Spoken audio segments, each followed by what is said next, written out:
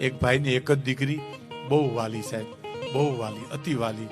ઈશ્વરને કરવું છે કે દીકરી ગુજરી ગઈ. ગુજરી ગયા પછી બાપ રોયા જ કરે, હા હું હુકાય જ નહીં. મારા તમારા જેવા કેટલા સમજાવ ભાઈ મૃત્યુ છે, આમ છે, જિંદગી આટલી હોય, બીજું ઈ કે બધી વાત તમારી સાચી છે. એક દ્રષ્ટાંત તમે આપો તો આમાં 3 દ્રષ્ટાંત આપો, એવો ડાયો માણસ. પણ શું કીધું ખબર, મારા આંખના આહુડા હુકાતા નથી અને હું શું કરું સાહેબ. એમાં સાહેબ એક દી એને નીંદર આવી. નીંદરમાં એને સપનું આવ્યું.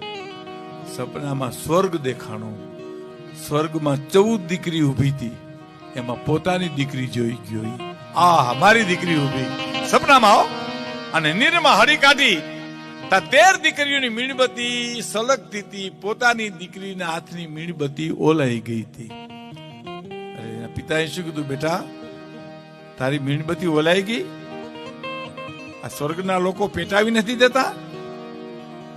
મરનાર દીકરીએ સપનામાં બાપને જવાબ આપ્યો, બાપુજી સળગાવી દે છે બધાએ, પણ તમારા આહુડા ઓલવી નાખે છે ને એટલે મારી મીણબત્તી ઓલાઈ જાય છે.